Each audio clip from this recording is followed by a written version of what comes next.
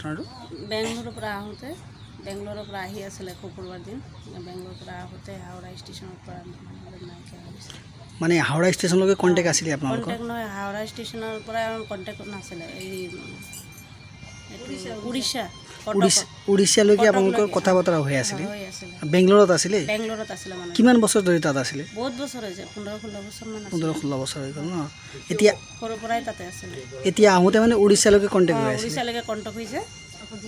শনিবাৰ দিনালৈকে কণ্টেক্ট হৈছে তাৰপিছৰ পৰা আৰু কণ্টেক্ট হোৱা নাই তাৰপিছত বুধবাৰ দিনা আবেলি 2টালৈকে হাওৰা ষ্টেচনত বেলেগ মানুহ এটা কল ধৰিছে আজি কিমান দিন হৈ গ'ল আজি 12 দিন হৈছে 12 দিন হৈছে না নামটো কি আছিলে মানুহজন সঞ্জীৱ দাস বয়স কিমান আছিলে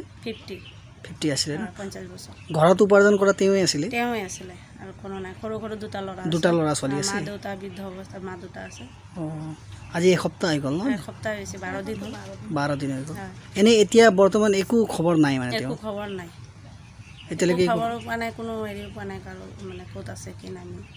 এনে পুলিচক জনাইছে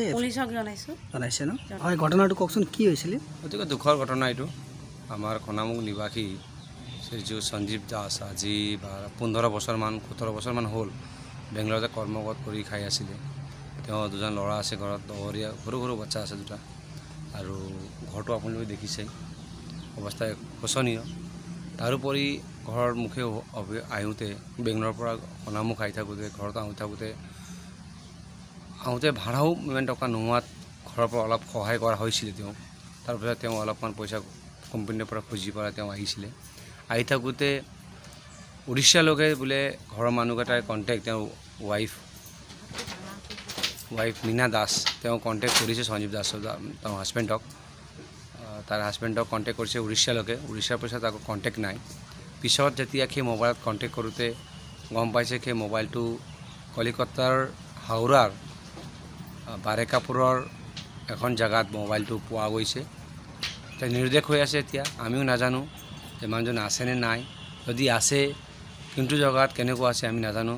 নে তেওঁ কি অৱস্থাত আছে আমি ওচৰৰ পুলিচ থানাত চাৰিটাত গৈ পেলাই আমি খবৰ কৰিছোঁ তাৰ পৰা আমি ভাল ৰেছপন্সে দিছে পুলিচেও যিমান পাৰে তেওঁৰ পৰা চাহু ছাৰে যিমান পাৰে তাৰ পৰা আমাক সহায় কৰিছে কিন্তু আমাৰ এটাই অনুৰোধ আছে যে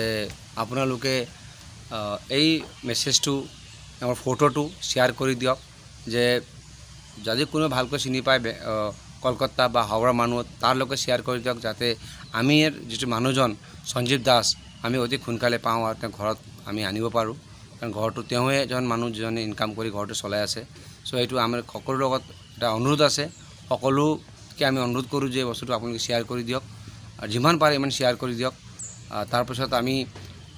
যদি পাওঁ কিবা কণ্টেক্ট নম্বৰ আমাৰ কণ্টেক্ট নম্বৰ আমি তলত দিছোঁ আমাৰ কণ্টেক্ট নম্বৰ আৰু ফটো আছে আপোনালোকে আমাক কণ্টেক্ট কৰি দিয়ক আমি আপোনাৰ এই যোনেও আমাক খবৰ দিয়ে আপোনালোকে সঁচাকৈ এটা